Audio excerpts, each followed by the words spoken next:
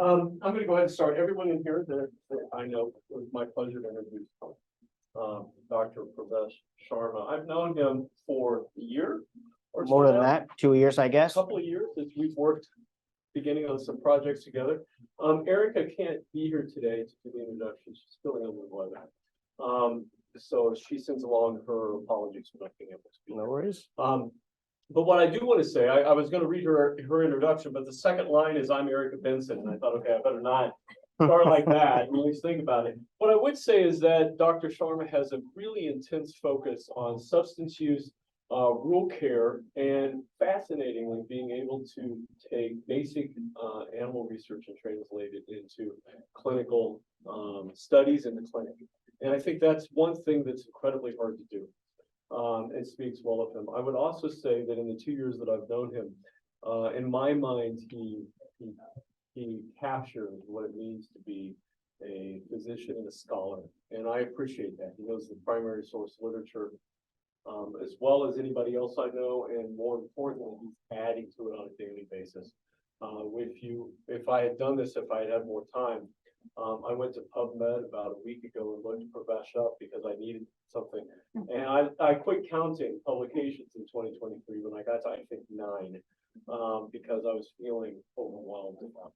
So it's a small audience, but it's a true treat to hear your work as it relates to cigarettes and vaping. I know this is a project that you're passionate about, and I look forward to hearing what you have to say. Thank you. Wait, well, Thank you, everyone. It's always great to come here and talk about the work that we do.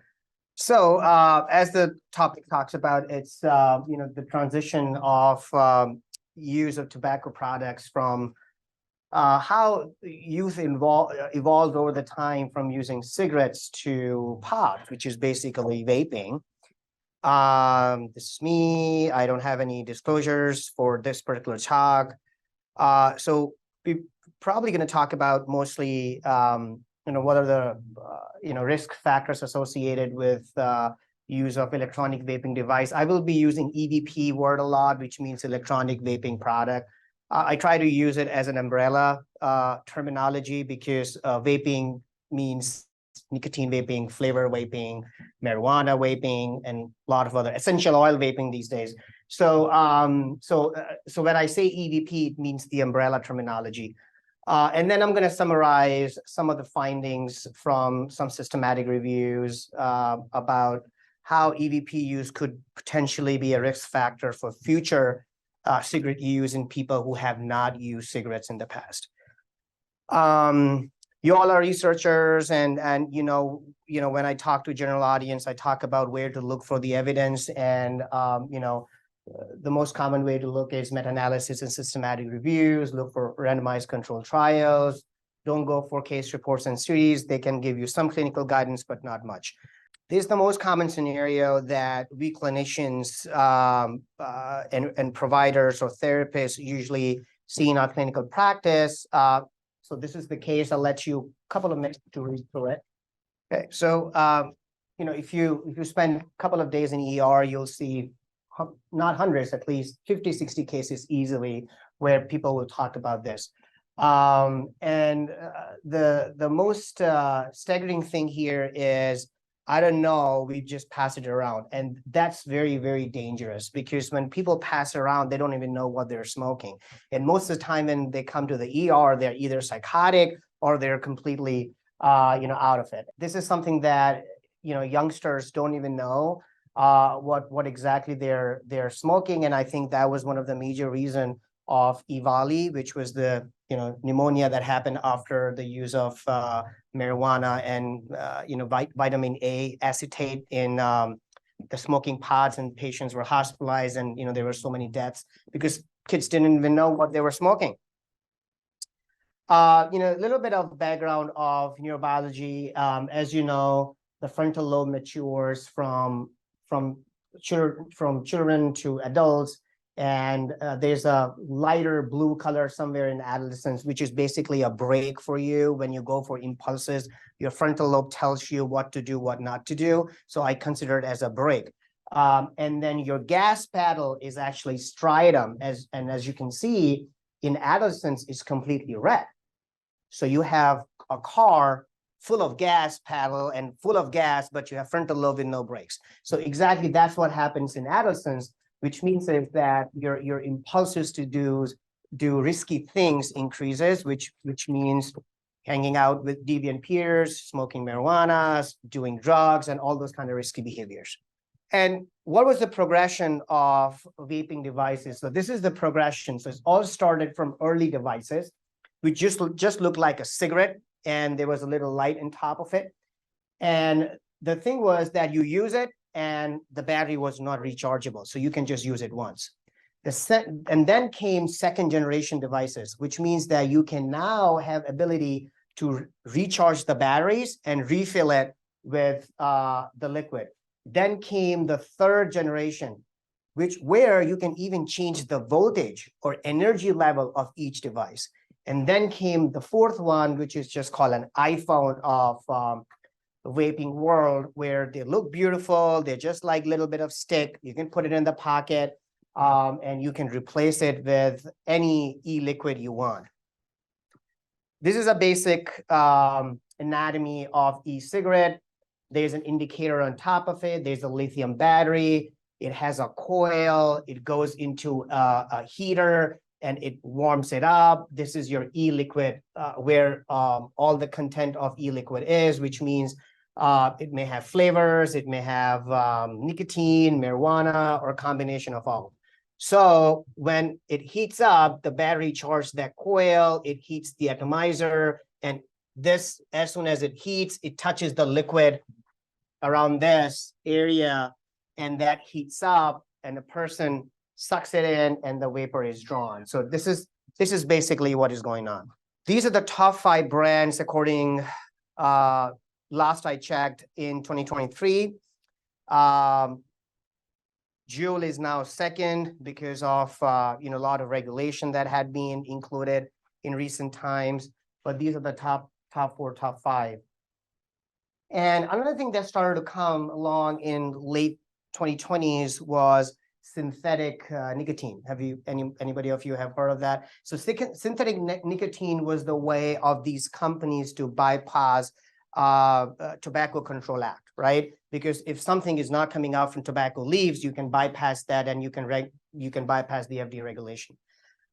So these companies started to produce this, and they labeled it as tobacco-free nicotine. They had 2 enantiomers of R and S isomers, and the other part was synthetic nicotine, which has S isomer. The only difference is the company.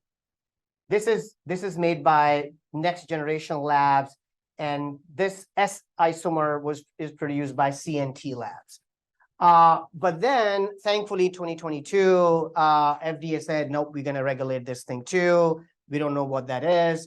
Although you market it as synthetic, but it does the same thing what other nicotine compounds are doing. So we're going to take it under our purview, which is a good thing. So now it is under the FDA regulations. So Puff Bar, it was one of the most commonly used until 2022. It's not even in the list anymore because it's hard to keep up. There are like so many companies that are coming up. Like 2 years ago, I didn't know anything about Vuse, and now it's topmost. Tomorrow, something else going to replace it. So it's really hard to keep up number. Puff Bar was up there for several years, but not even in the list now. So I will have these, oh, by the way, slides just to kind of keep it a little interesting. So as you all know, e-cigarettes were first produced in China in 2023, and then they appeared in 2006 in US market. So this is the trend of nicotine use, and that is the trend of cigarette use in adolescents at this time. As you can see, any nicotine product is very low, right? Cigarettes, they're going down, which is expected. A lot of people are not using it because of, policy change and education and research, and people know more about it, and doctors talk about it. So I think the prevalence is going down. But now what is concerning is vaping marijuana. As you can see here, somewhere around 2018, 2019, there was a peak, and this peak was such a bad peak that people start calling it as epidemic in US of vaping marijuana. This was somewhere around the same time when EVALI happened in US. And then there was a decline. because of COVID-19. People were scared. They were not using any inhalation products. But as soon as COVID go down, you can see there's a red dot. This is statistically significant increase in last couple of years. So people start vaping marijuana back again. And that is vaping nicotine, pretty much the similar trend. But based on my clinical practice, I see that people are using marijuana more compared to nicotine. Then this is a lifetime prevalence of using marijuana that was before the pandemic. As you can see over there, vaping marijuana, straight line up. It got so commonly used that, you know, when I was seeing adolescents in my clinic, I was seeing every other adolescent at least using some sort of vaping. So this is the component of e-liquid, and I'm going to talk about this particular area. So this is what it looks like. So it has flavor, nicotine, vegetable glycerol, and propylene glycol. VG and PG are the solvents. A lot of people only use VG and PG and don't use nicotine and flavor. Some people use flavor and nicotine. Some people use only flavor. So you can, as you can see, there are various ways of using vaping by adolescents. PG and VG, how can you differentiate it? Basically, it's odorless, it's sweet in taste, it's syrupy, it's oily, and they both are solvents. VG is less irritant compared to PG, but generally people use both when they are preparing e-liquids at home. You can make it at home. There's so many YouTube videos online. This is the another difference between the older generation of vaping compared to newer generation of vaping. If you remember the first generation, second generation, third generation, all those top three generation used free-base nicotine. The newer generation, which is Juul and other top 5 brands, they use nicotine salt. Now the salt, the difference between these two is what effect do they have on upper respiratory tract? Because if you're using the older generation e-cigarette, it's going to hit you hard on the throat and people don't like to use it, right? If you're using nicotine salt, it is less irritant. You can take a deeper puff and you can get better high. And of course, it's less irritant. When kids are using or adolescents are using, they don't care about pH. What they care about is irritation or not, right? So if somebody is, if you want to give somebody a drug which tastes good and it's not, you know, harsh to your throat, you're going to use it, right? So that's what happens with nicotine salt. And dual use is becoming increasingly common, with over half of e-cigarette users also smoke cigarettes in 2015 and 16. And this is not youngsters. I'm talking about whole population as a whole. A lot of people who are especially tobacco users, say middle-aged to older adults, they get on to e-cigarette to quit smoking, but then they don't get enough nicotine from e-cigarettes, so they end up using both. And this is a very common scenario. And I'll talk to you about this later, why this is happening. This is DIY. Like I said, there's so many ways you can make this thing at home. And this is one of the ways to make it at home. Nicotine salts, it encourage chronic vaping patterns because people are using it more. It's flavorful and it's not causing any harm to your upper respiratory tract. It's not harsh, and it can produce long-term e-cigarette users. Nicotine and brain. So nicotine can cross your blood-brain barrier, which is a barrier of blood when it goes to brain. And in 10 to 15 minutes through inhalation, it can cross your blood-brain barrier. Effects last for about 30 to 45 minutes.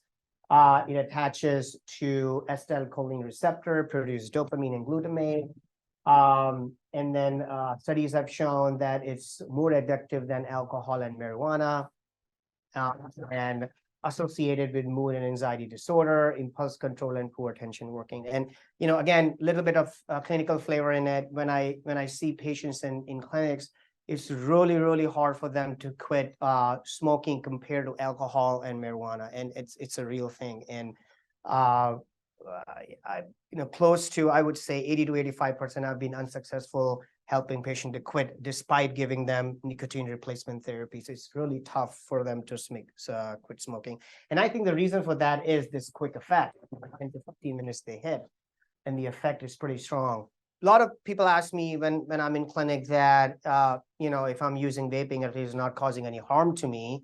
But, there's a lot of evidence right now that we know from preclinical and clinical data that it can be carcinogenic to your body. It can cause DNA damage, although the side effect is more at a molecular level, but it generally translates into the organic level, of course. So as you can see, it produces reactive species and produces oxidative stress to the body and can cause DNA damage and mutation, and that can cause a cancer in the body. This is again some preclinical studies. Nicotine induces change in gene expression in adolescent rats compared to adult rats. It can alter by neuroplasticity, increase in expression of maybe Doug can talk more about it. This is too molecular for me, but is doing something in human brain.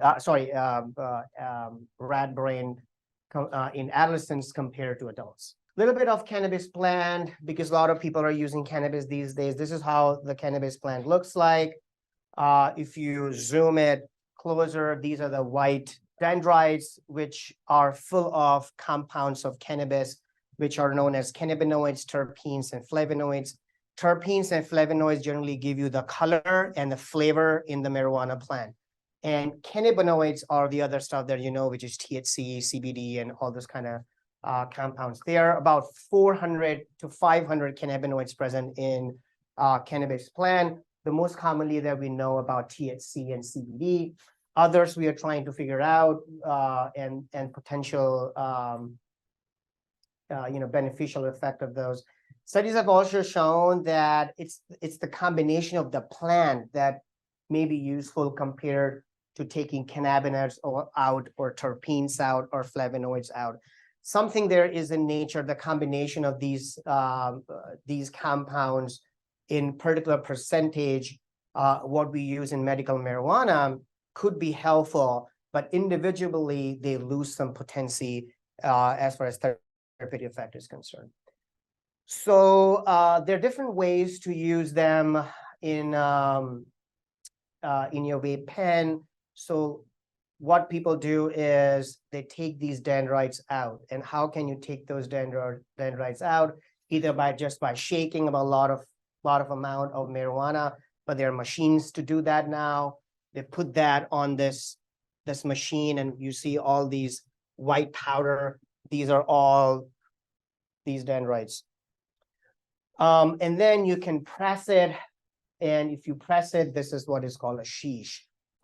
It's very commonly, one of the very commonly used marijuana product in India, especially in Himalayan range. It's that Afghanistan, Pakistan, and Indian belt, and in Nepal is pretty common type of marijuana. A lot of use in religious practices in India as well. So this is how you make hashish.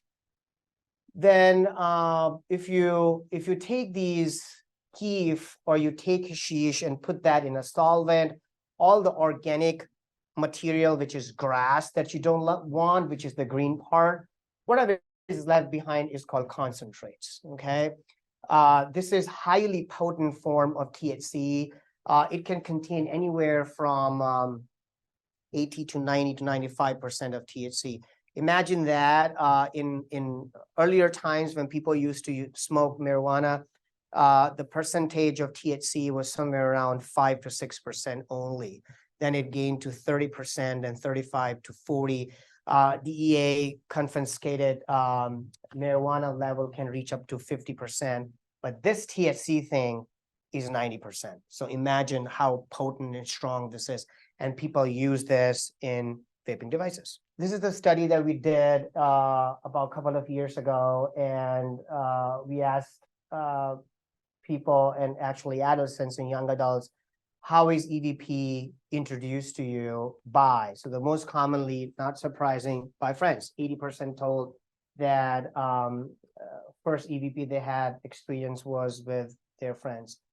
Most common side effect was, as you can see, most of them say no side effect because they're using fourth generation, which is Juul. It doesn't cause any harshness. But some people say that they did experience some mouth and throat irritation. Some said about lightheadedness. That was the most common one. Some people also thought about addiction. But the most common, a lot of people said that there were no side effects from using EVP, which is not good. And then, so the yield is very important. And so what is yield? Yield means when you try to inhale a vapor, how much nicotine can you put inside your blood? And that varies different person to person. Some people are very strong in sucking their cigarette, lot of yield. Some people are very slow in sucking it, very low yield. It also depends upon how much the concentration of nicotine is in it. So as you can imagine, this is the tobacco cigarette yield, one tobacco cigarette, and this is one e-cigarette. If a person is not an experienced e-cigarette user, the yield of nicotine, as you can imagine, is about 0.01, which is very less, even less than what you can get from tobacco cigarette.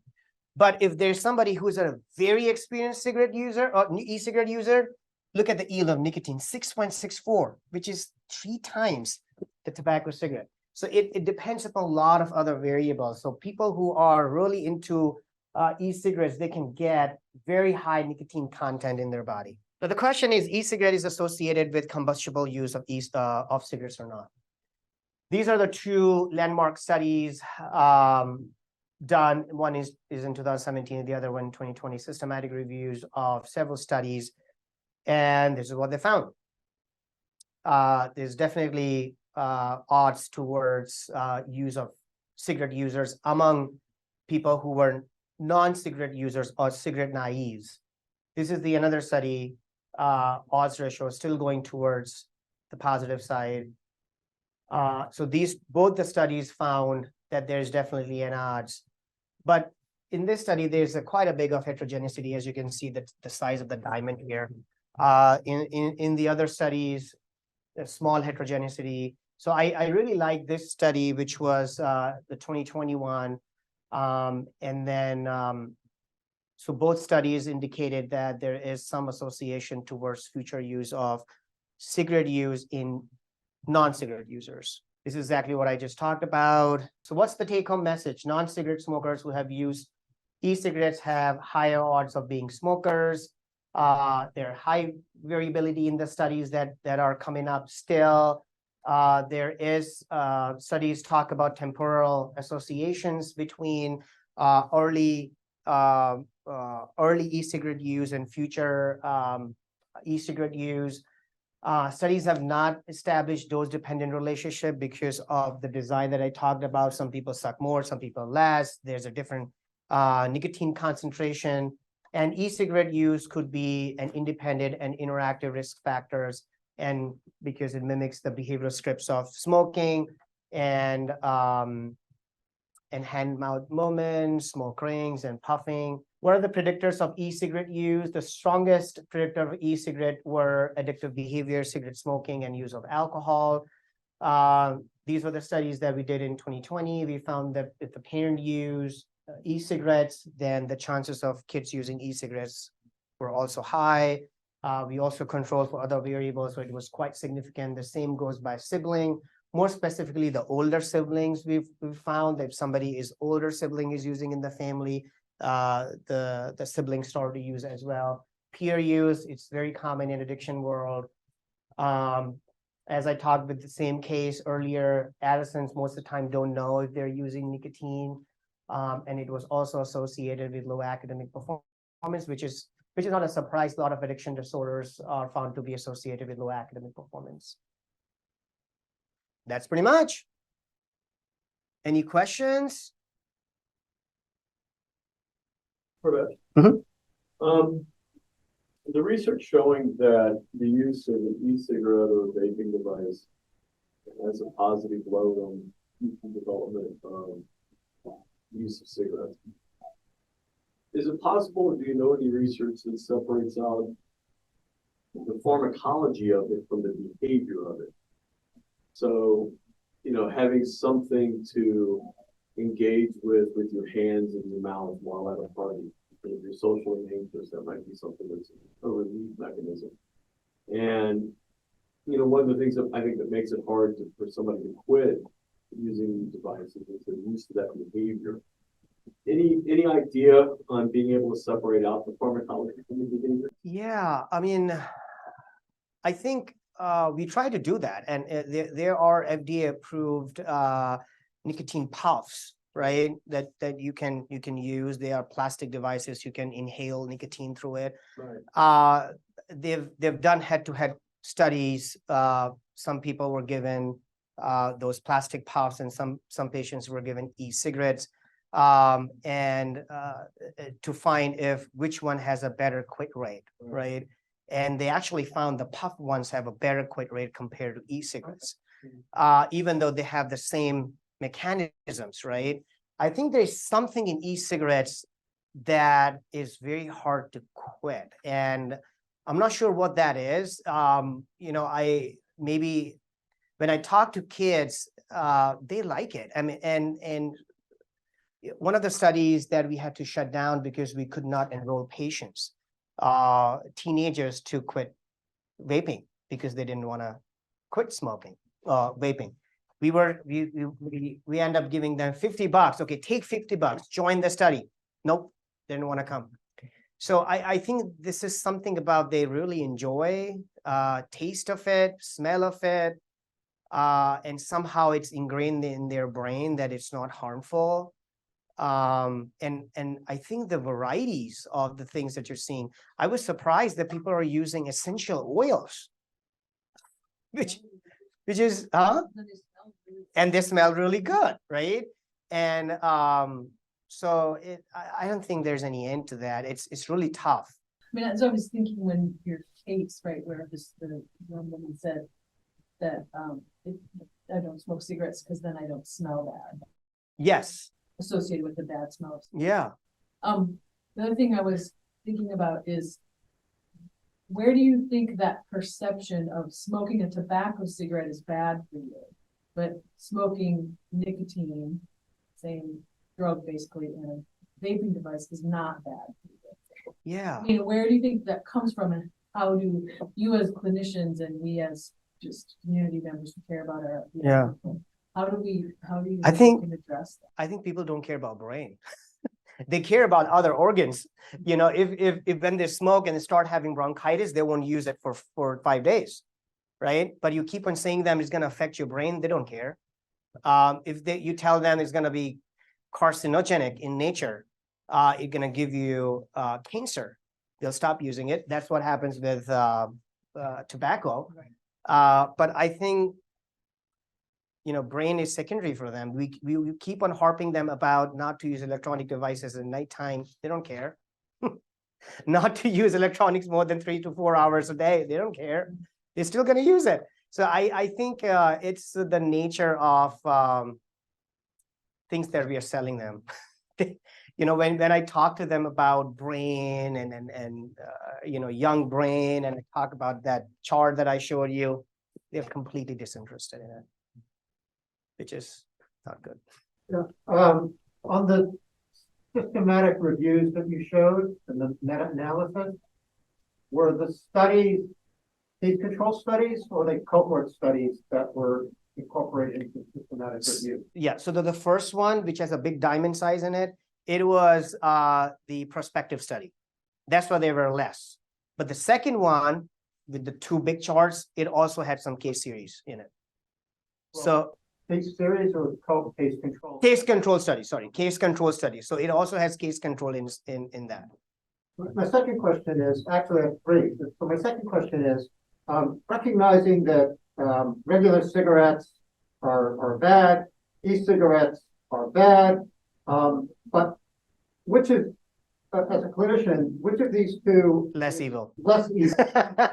You know, people are gonna use these products. Yeah. And you can't stop that in its entirety. So, Yeah, so which is the least harmful? yeah.